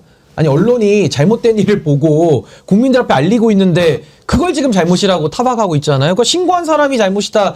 그 강도들이 쓰는 논리죠. 근데 어떻게 강도가 원내대표를 합니까? 있을 수 없는 지금 발언을 하고 있는 것이고, 이런 걸 가지고 사소하다라고 표현을 하니까 송원석이라는 자가 과거에 당직자 조인트를 깐 거예요. 이것도 사소하다고 하니까 당시에 본인도 당직자한테 정강이를 걷어차면서 그 사소하게 생각 안 했겠습니까? 그러니까 저는 정말 정치할 자격이 없는 사람 너무 많아가지고, 제가 뭐 저만 옳다는 뜻도 아니고, 그렇지만 냉정하게 평가를 했을 때 정말 너무 아닌 사람들이 지금 국민의힘에 많아가지고요. 정말 이거 참 국익에 해롭고 빨리 정리되기를 아마 국민들이 참 기도하는 마음으로 지켜보고 있지 않을까라는 생각이 듭니다. 근데 이정주 기자님, 제가 이제 박민영이라고 하는 친구를 잘 몰라서 저게 이번에 이제 논란이 됐을 때 한번 찾아봤어요. 그런데 뭐 이제 아까 얘기했듯이 나는 국대다 여기에서 대변인이 되기로 했는데, 그 전에 이력이 뭐 이제 검정고시 출신이고, 근데 본인 말로는 아주 뭐 정말 힘든 가정사를 뭐 이렇게 막 팔고 그랬는데, 그게 허위라는 의혹이 막 제기가 되고 있다고 그러더라고요. 네, 그 얘기 있었죠. 처음에. 그러니까 저 내용은 예전에, 그러니까 동생이 아이디를 빌려서, 아이디 처음에 대통령실 들어갈 때 논란이 한 번 있었거든요. 일베. 예, 아이디를 빌려서 이제 사실 자기 아이디가 아니고 이제 내가 쓴 게 아니다 이러면서 이제 그 논란이 한 번 있었는데, 그때 이제 부모님이 뭐 이혼하시고 본인은 동생과 나와서 하는데 이제 그런 약간 좀 과장된 얘기를 해요. 근데 사실 그 문제는 100번 양보해서라도 이 문제의 본질이 아닙니다. 그러니까 박민영 대변인이 뭐라 하든 간에 그 부분은 우리가 차치하더라도 이번에 나갔던 그 지금 유튜버 있잖아요. 사실 그 유튜버도 노이즈 마케팅을 하려고 장전을 했더라고요. 그래서 저희는 사실 다른 방송에서도 그걸 언급해주지 않아요. 언급해주면 그들이 원하는 거라서. 근데 거기 나가서 본인이 사실상 그 유튜버는 막 욕설도 하고 막 정말 저급한 표현 많이 쓰거든요. 근데 한 번도 제지를 하지 않아요. 본인도 사실상 약간 동조성 그걸 보이거든요. 그래서 지금 김예지 의원이 모욕죄, 뭐 허위사실 명예훼손 다 고소를 해놓은 상태입니다. 나무위키라는 곳에서 이 친구를 검색을 해봤더니 검정고시 출신이다. 험난했던 가정사 때문에 고등학교 2학년 때 학교를 자퇴하고 기숙학원에서 공부하여 연세대학교와 고려대학교 경제학과에 복수 합격했다. 그러나 박민영의 가정사가 허위라는 의혹이 여기저기서 제기되고 있다. 우선 어머니는 세계 중심 나주뉴스의 대표이고 박민영은 이 법인에서 기자로 활동한 전적이 발견됐다. 또 박민영의 어머니는 더불어민주당 당직자로서 나주시장에 출마하려고 한 적이 있다. 제대로 된 직업이 없이 술에 빠져 지냈다는 아버지도 참여정부 시절에 청와대 국가균형발전 책임자가 돼서 광주 전남 공동혁신도시를 기획했다. 박민영의 어머니도 아들의 과거 해고를 보면서 다 정확한 것은 아니었어라라는 첨언을 해 애써 당혹스러움을 감추는 듯한 발언을 남겼다. 박민영의 부모는 모두 호남 출신이다. 이렇게 나무위키가 돼 있던데, 나무위키는 신뢰도가 어떤가요, 정확히? 일단 뭐 일반인들도 접근을 해서 수정을 할 수 있는 것으로 알려져 있으니까 어느 정도 조금 걸러서 볼 수도 있을 것 같긴 한데, 박민영 대변인이 아마 부모님들이 호남 분이신 건 맞을 겁니다. 예. 관련해서 아마 여러 가지 의혹이 있다고 하니까 그 부분도 아마 박민영 대변인 추후에도 말할 기회가 있어야 되지 않을까 싶기도 하고요. 이 모든 것에 대한 이런 거 과거에 있는 발언까지 소환되는 이유가 뭐겠습니까? 본인이 지금 국민의힘이라는 원내 제1야당 야당의 대변인 아니겠습니까? 대변이라고 한다면 본인의 말과 언행에 굉장히 신중을 가해야 함에도 불구하고 전혀 그러한 모습을 보여주지 못했죠. 그리고 이번 발언에 대해서 거듭 말씀을 드리지만 굉장히 부적절하고 약간 저열한 발언이었습니다. 그렇다고 한다면 즉각적으로 진정어린 사과를 해야 함에도 불구하고 그러한 모습을 전혀 보여주지 못하고 있어요. 저는 이것이 국민의힘 내부가 당 지도부부터 시작해서 얼마나 많이 극단화에 치우쳐져 있는 것인가. 최근에도 지금 장동혁 대표가 극우 세력과 연대하겠다는 그런 발언까지 하지 않았습니까? 뭐 우리가 황교안이라는 그런 망언까지 할 정도인 상황이기도 하죠. 그 연장선에서 여전히 박민영 대변인과 같은 그런 극우적인 발언을 하고 있는 사람도 함께 가겠다. 망언을 하는 사람도 우리와 함께 갈 수 있다라는 것을 국민의힘 지도부가 여전히 보여주고 있는 게 아닌가 싶습니다. 근데 저는 정치를 하면서 이 선악 개념은 상당히 지양돼야 된다고 생각하거든요. 근데 내란이라든지 아니면 지금 박민영이 건들고 있는 인간성에 관한 문제에서는 우리가 선악 판단을 안 할 수가 없는 겁니다. 근데 저는 지금 뭐가 제일 걱정이냐면 저기 이제 악의 연대 같아요. 악의 연대. 그러니까 박민영은 지금 전 가장 웃고 있다고 봅니다. 이제 본인 인지도 다 올렸죠. 당에서는 또 그 책임을 묻지 않습니다. 그럼 아마 또 당에서는 또 아주 중요한 칼로 또 쓸 거예요. 이렇게 되면 앞으로 박민영 같은 제2, 제3의 박민영이 더 튀어나오고 이런 식의 악으로 우리가 규정해도 될 만큼 아주 정말 우리 공동체를 해롭게 만드는 행위들을 하면 할수록 정치적 이익을 공급받는 이 모델이 지금 형성이 되는 거거든요. 그러니까 이거는 지금 장동혁, 송원석, 박민영 이 구조를 보면 이게 무슨 다단계 사기꾼들도 아니고 이렇게 가가지고 한국 정치가 제대로 설 수 있겠습니까? 이걸 이제 빌런 정치로 우리가 보통 부르죠. 빌런 짓을 하면 할수록 정치적 이익이 부여되는 거예요. 전 정말 걱정스럽습니다. 나라가 걱정됩니다, 진짜. 이런 말을 하는 자가 부모가 더 호남 출신이다 뭐 이런 것보다도 저는 이걸 보면서 조금 놀란 게 본인이 막 험난했던 가정사를 막 이렇게 이야기하고 그랬는데 그게 만약에 사실이 아니다라고 한다면 그걸 조작하고 뭐 이렇게 해서 자기 정치적인 미천으로 삼으려고 했던 것 아닌가 그런 생각이 드는 거거든요, 장윤미 변호사님.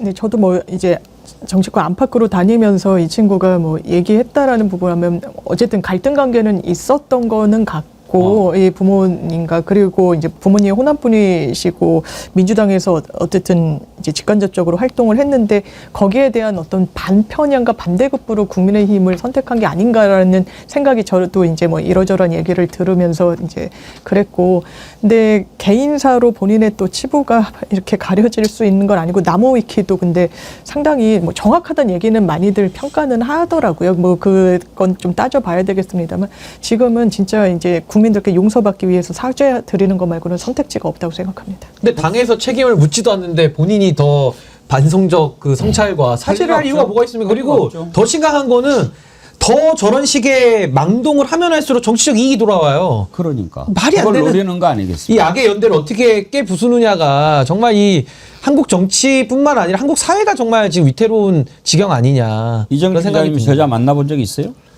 자주 만났죠, 저희. 그래요? 네, 출입기자니까 그 대변인 하면서 근데 약간 전형적인 그 좀 젊은 정치인들이 어떻게 표현하면 그 정치판에 뛰어들어서 어릴 때 이제 경험이 없이 오면 약간 그 소위 말해서 어깨뽕 맞는다 하죠. 약간 구름 위에 붕 떠 있는 그런 사람들이 많아요. 느낌상. 그리고 논평 좀 쓰고 어디 가서 이제 해설 좀 하면 우쭈쭈쭈쭈 해주거든요. 그렇게 이제 아슬아슬한 작두를 타다가 나온 건데 제가 어제 전화를 좀 돌려봤었어요. 근데 제일 놀랐던 거는 이 박민영을 그래서 박민영 자체도 문제인데 박민영은 처음에 이 사건이 있고 나서 그러니까 덕지덕지 아까 앵커님 말씀대로 사과에다가 조건을 몇 개 붙입니다. 내가 장애인 할당 얘기한 거는 그 의석수 전체를 말한 게 아니다. 비례대표 전체 중에 뭐 18번 뭐 이런 식으로 전체 장애인이 전 인구의 3%인데 이게 맞냐 뭐 이런 식으로 조건을 몇 개 붙이거든요. 그러면서 박민영은 살짝 눈치를 봐요. 그러면서 이거를 사과해야 될지 말아야 될지 하는데 장동혁 대표가 간접적으로 사표를 반려하면서부터 이제 태세가 완전히 전환됩니다. 이거는 내가 해도 되는구나. 내가 방금 예를 들면 길에서 사람을 물었는데 개를 데리고 다니다가 개가 이제 또 물어도 된다고 생각하는 거예요. 잘했네. 주인이 제지하지 않으니까. 그러면서 송원석이다 이제 불을 질러요. 그래서 당에 있는 이제 주요 인사들한테 물어보니까 이틀만 버티면 된다. 멘트는 이제 그렇게 나오더라고요. 제지를 안 하니까 더 물고 다니는 거죠. 네. 예. 오늘 1부는 여기까지 하고 잠시 정어리몰 광고 듣고 2부로 이어가도록 하겠습니다. 그 한 가지 지금 이제 한동훈이 박범계 의원한테 토론하자 뭐 이렇게 했는데 그 전에 궁금한 게 론스타가 지금 소송을 해가지고 우리가 뭐 얼마 엄청나게 그 줘야 됐을 만약에 우리가 지면 줘야 될 돈이 얼마였죠? 처음에 론스타가 2012년에 소송을 처음 제기했습니다. 그때 달라고 했던 한국 정부한테 달라고 했던 돈이 46억 달러 정도거든요. 엄청난 돈이라고 할 수가 있죠. 46억이면 1조 가까운 거 아니에요? 46억이면 거의 막 7조 가까운 돈이죠. 7조? 예, 네.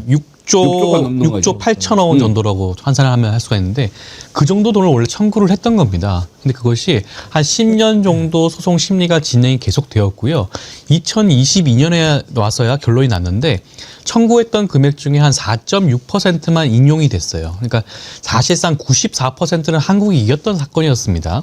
그래서 4.6%가 인용이 됐는데 그 금액도 사실은 적지는 않죠. 금액이 한 2억 1,650만 달러라고 하니까 적지 않은 돈은 맞았습니다. 거기에 대해서 그 당시에 한동훈 법무부 장관이 여기에 대해서 우리가 또 이의 신청하자, 취소소송 제기하자라고 했었고 거기에 대해서 사실은 좀 논란이 있었죠. 예. 아니 구태여 우리가 96%나 이긴 소송인데 그 취소 소송 자체가 인용이 되는 확률이 굉장히 낮거든요. 구태여 이걸 소송을 진행을 하게 되면 오히려 이자만 늘어난다. 굳이 할 필요가 있냐라는 의견들이 그 당시에 많았었고 한동훈 법무부 장관 결국에는 고집이 피웠죠. 그래서 취소 소송 제기했습니다. 1심에서는 졌었고요.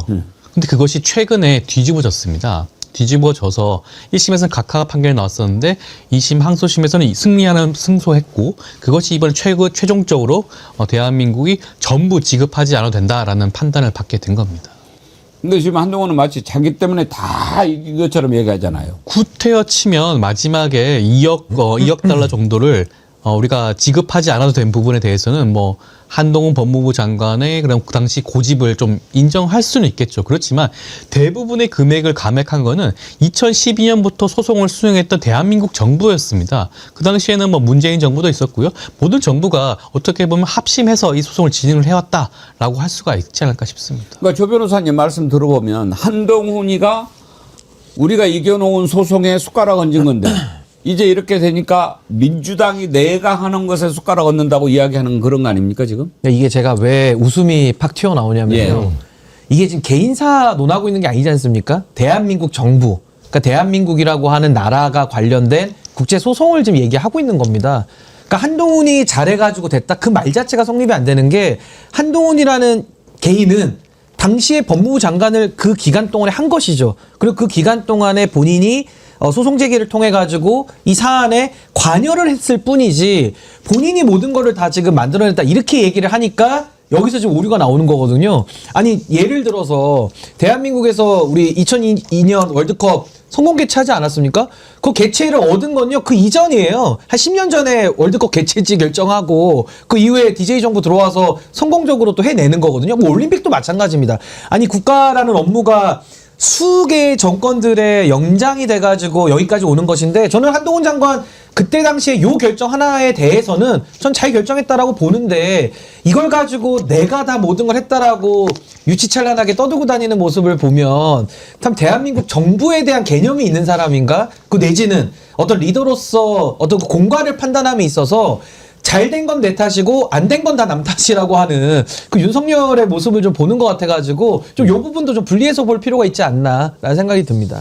하여튼 한동훈은 어떻게 해서든지 뭐 자기가 지금 죽어 있으니까 뭔가 좀 돋보이는 찬스라고 생각하면 막 고개를 쳐들고 올라오는 거 그렇게 봐야지요. 그런데 최근에 이제 대장동 항소 포기권 가지고 박범계 의원한테 토론을 하자 뭐 이렇게 이야기를 했는데 이정주 기자님 보시기에 토론 될 것 같습니까? 안 될 것 같은데요. 왜요? 일단은 한동훈 전 대표가 그 본인 이제 띄우려고 몇몇 이제 박범계 전 장관 전에 타겟을 몇 명 삼았어요. 뭐 조국 대표, 예를 들면 뭐 추미애, 네, 추미애 직접 나와라. 네, 정성호 장관 하나 하자. 본인이 이제 체급 키우는 뭐 유튜브 스타면 할 말 없는데 자기보다 큰 채널하고 붙겠다는 거예요. 그래서 그렇게 해서 도전을 하다가 근데 정작 뭐 김규현 변호사라고 지난번에 이제 박상수 변호사랑 했는데 김규현 변호사가 대전 신청하니까 또 피해요. 사실 그러면 토론하고 싶으면 누구든 상대 가릴 필요는 없거든요. 근데 박범계 전 장관은 사실 이 문제가 지금 이제 어느 정도 매듭 짓기도 했고 또 한편으로는 한동훈 전 장관하고 해서 굳이 이 판에서 띄워줄 이유는 없어요. 근데 이게 명분 그랬죠. 깐죽거리지 마라.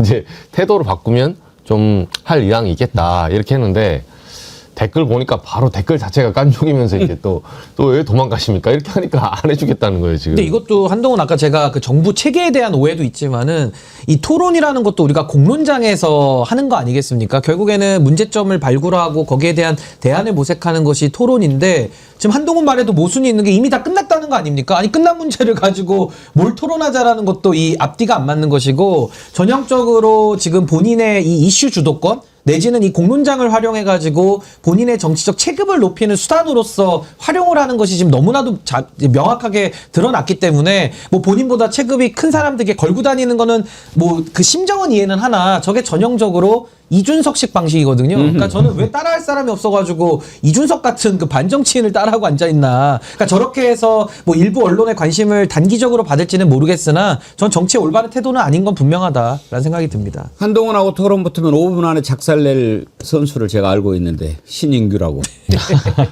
근데 저는 뭐 하자고도 안 하지만은 하자고 해도 뭐 안 응하죠. 그러니까 저 누울 자리 보고 다리를 뻗기 때문에 뭐 충분히 이해는 하는데 저런 식으로 정치를 배워가지고는 아니 따라할 사람이 없어가지고 윤석열한테 정치 배우고 이준석을 따라합니까? 저 한심한 작태 아니냐. 아마 당에서도 환영 못 받을 겁니다. 자기 당에서. 저는 개인적으로 좀 당당했으면 좋겠어요. 뭐냐면 한동훈 전 대표 있잖아요. 뭐 예를 들면 복싱 세계 챔피언인데 자기한테 질놈들만 골라다녀요. 그러니까 진짜 복싱 챔피언은 세계에서 복싱을 제일 잘한 사람하고 붙어야 되는 거예요. 자기가 챔피언이면. 상대를 가리면 안 됩니다. 근데 이놈의 양민학살을 맨날 주제도 양민학살, 사람도 양민학살 골라다녀요. 그 한동훈 전 대표 맨날 계엄 나오면 발작 버튼 눌리거든요. 맨날 자기가 계엄 해제했다고. 저 물어보고 싶어요. 12월 8일 날 한덕수랑 한동훈 공동정부 만든다며요. 아, 나와서 토론 좀 해주세요, 제발. 자기 책 보라는데 책이 안 나온다니까요. 제가 그 책을 3회 독했는데 책이 안 나와요. 그러니까 이게요. 그러니까 한동훈과 이준석 제가 따라한다 그랬잖아요. 요 유형의 특징이 뭐냐면 언론의 관심과 조명 무지 좋아합니다. 되게 좋아해요. 그러니까 내실은 없고 그런 포장지에 관심이 많고 항상 본인이 이길 자리만 찾아다녀요. 그러니까 뭐 예를 들면 정치인이 하다 보면 실수도 있고 또 언론에서 물어봐야 될 질문들이 있잖아요.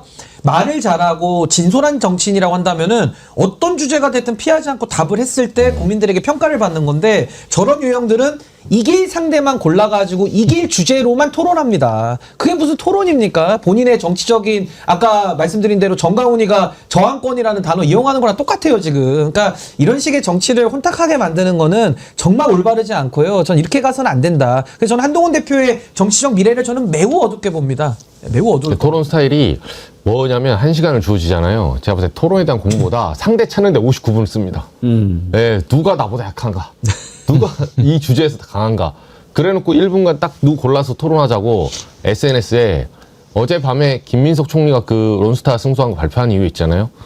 진짜 제가 깜짝 놀란 게 페이스북 10개로 올렸어요.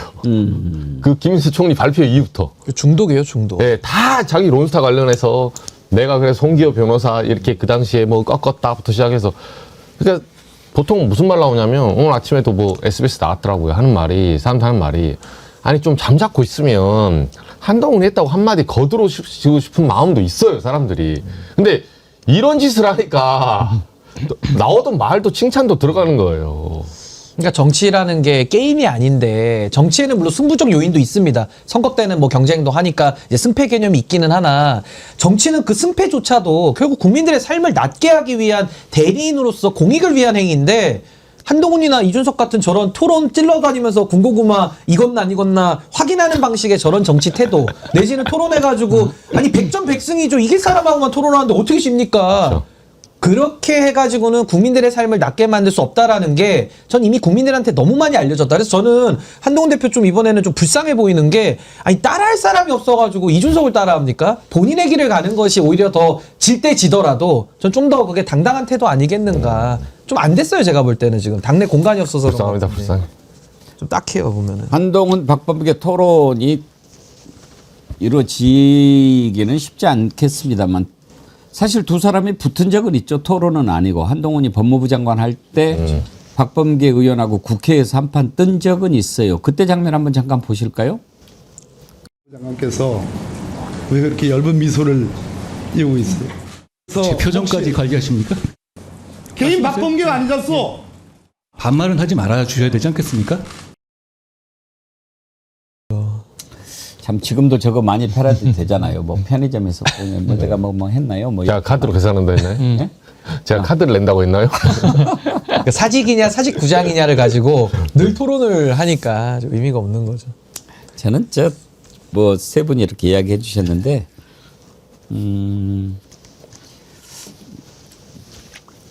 한동훈이 정치판에 있어서는 안 될 999가지 이유 가운데 딱 하나는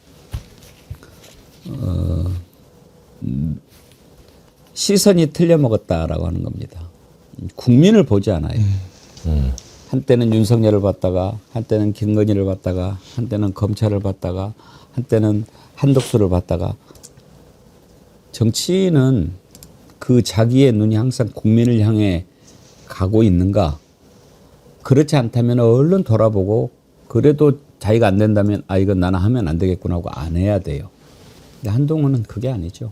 그리고 진정성이라는 건 굉장히 중요하거든요. 그건 뭐 하루아침에 쌓을 수 있는 것도 아니고 이제 우리 보통 뭐 서사라고도 하는데 그날그날의 행동들과 판단들이 쌓여서 국민들이 사후적으로 판단합니다. 근데 거기에 대해서는 한동훈이라는 뭐 본인이 정치한다고 하니까 정치인이라고 친다면은 너무 지금 많은 판단거리를 국민들에게 이미 줬어요. 그러니까 복권으로 치면 이미 다 긁어본 복권이기 때문에 이제 뒤늦게 꽝인데 꽝을 1등으로 바꿔보려고 지금 저렇게 뭐 항소포기 찔러보고 론스타 찔러보고 하는 건데 저거 해도 국민들이 다 현명하게 보고 판단하고 계시기 때문에 그 여론이라는 거는 쉽게 바뀌지 않는다. 그러려면 한동훈이 그동안의 인생을 잘 살았었어야 되는데 너무 그동안에 좀 얍삽하게 살아온 게 너무 많아가지고 이게 이제는 복구가 불가능한 지경이다. 좀 그렇게 봅니다. 정치하는 사람은 매일 아침 거울을 보면서 자신한테 물어봐야 합니다. 나는 왜 정치를 하는가? 한동훈은 한 번이라도 자신한테 그런 질문을 던져봤는지 모르겠어요. 권력만 쳐다보고 가는 사람의 말로는 바로 그 전에 자신이 섬겼던 윤석열이가 지금 너무나 잘 보여주고 있지 않습니까? 윤석열이 만약에 하루에 한 번이라도 나는 왜 대통령을 하는가를 물어봤다면 오늘날 이렇게 나라가 불행해지지는 않았겠죠. 권력이 무엇인가, 나는 어떻게 권력을 잡는가, 권력을 잡아야 하는가만 생각한 그자가 바로 윤석열 아니었습니까? 김건희 오늘 재판 중계하는데 그 장면이 잠깐 들어왔다라고 하네요. 그거 한번 잠깐 볼까요? 공익적 목적을 위한 국민의 알 권리 실현은 헌법상 요청되는 것으로 최대한 보장되어야 마땅합니다. 그러나 그에 못지않게 개인의 명예나 사생활의 자유와 비밀, 재판이 확정될 때까지 피고인이 무죄 처정을 받을 권리 등 다른 법익도 함께 보호되어야 합니다. 종합하여 보면 2025년 11월 19일 공판 절차 중에 공판 개시 후 서중조사 전까지에 한해서 재판 중계 허가함이 상당하다고. 그러면 본 사건 진행하도록 하겠습니다. 피고인 입정하시라고 하시죠.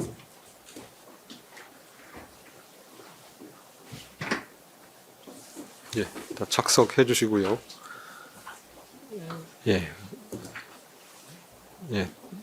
특검 측에서는 김 특검범님 나오셨고요. 그다음에 세 분 나오셨고요. 변호인 측에서는 세 분 나오셨고요. 유 변호사님, 최 변호사님, 최 변호사님. 근데 조현삼 변호사님, 저렇게 나올 때 마스크 쓸 수 있나요? 지금 아마 뭐 건강상의 이유를 굉장히 강조하고 있잖아요. 뭐 보석 신청도 자꾸 하고 있고 그런 모습을 보이다 보니까 아마 그래서 마스크를 쓰는 것으로 보여지는데 그래서 예전에 뭐 코로나 때는 마스크를 쓰는 피고인들이 그렇죠. 그때는 있었었죠. 뭐 써야 요즘은 되니까. 그렇게까지 마스크를 쓰는 경우가 있지는 않은 것 같습니다. 아마 저 부분은 아마 재판부에서 허용한 부분이 아닌가라는 생각이 들고요. 아마 뭐 본인이 지금 뭐 건강상으로 뭐 마스크를 쓰지 않으면 뭐 어렵다라든가 힘들다라든가 뭐 그런 얘기를 했지 않을까라는 생각이 드는데 그것조차도 사실 이게 중요한 것이 말씀하신 것처럼 이게 재판이 중계가 되고 있잖아요. 예. 재판이 중계가 되고 있고 왜 중계를 하는 겁니까? 지금 김건희 씨의 지금 어떻게 재판정에 임하는지를 그 많은 국민들이 보기 위해서라고 할 수가 있겠는데 이런 부분만큼은 진짜 그 이후에 중계가 끝나고 난 이후에 마스크를 다시 쓰게 하더라도 그 전에는 마스크를 벗게 하고 국민들께 그 모습을 보여주는 것이 더욱더 적절하지 않았을까 싶습니다. 그러니까 서증 조사 전까지만 한다. 뭐 그것은 제가 그러면 그렇다고 하겠어요. 근데 국민들이 재판 중계를 원하고 보기를 원하는 것은 여러 가지가 있잖아요. 과연 저자가 제대로 수용 생활을 하고 있는가 하는 것도 보고 싶고. 근데 지금 김건희 마스크는 일반 마스크보다 더 커요. 여기를 다 덮었어요. 그 국민들이 김건희가 그동안에 워낙 뭘 많이 막 그 손대고 이런 것을 알기 때문에 김건희가 구치소에 들어가 가지고 뭣도 못하고 그러면 어떻게 변했을까 이런 것도 사실은 솔직히 궁금하단 말이에요. 그러니까 저는 이제 저 부분은 조금 더 뭐 알아는 봐야 되겠습니다만은 저는 구치소 단계에서 이 교도행정 차원에서 저렇게 마스크 쓰는 부분을 허가를 했기 때문에 저는 쓴 거기 때문에 그 부분을 한번 좀 알아봐야 될 것 같고 지금 우인성 재판장이 재판을 진행하면서 재판 중계의 취지를 고려한다면 그 자리에서는 벗으라고 해야 되는 것이죠. 그러게 말이에요. 근데 그거를 안 하고 그냥 이렇게 재판을 얼렁뚱땅 넘어가고 또 공개의 부분도 상당히 저는 지금 국민들의 눈높이에 미치지 못하는 공개 수준이거든요. 그렇다고 한다면 이 중계에 실익이 있겠느냐. 이게 예산까지 투입해가지고 국민들 앞에 공개한다 해놓고서 이거 장난하는 거 아니냐. 이런 비판에 직면할 수 있기 때문에 사법부가 전 조금 더 적극적인 조치를 취해야 된다. 저 그렇게 봅니다. 그야말로 지금 마지못해 공개하는 거 아닙니까? 그렇죠.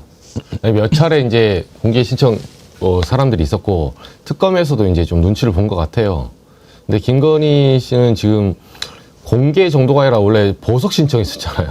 저기는 아예 이제 구치소에서 나가겠다. 그러니까 저런 부분이 전체적으로 내란 재판 포함해서 불법 계엄에 대한 재판이 좀 미온적으로 진행되고 있습니다. 지금. 나중에 마스크 왜 썼는지 한번 그거 좀 한번 취재해 갖고 알려주세요.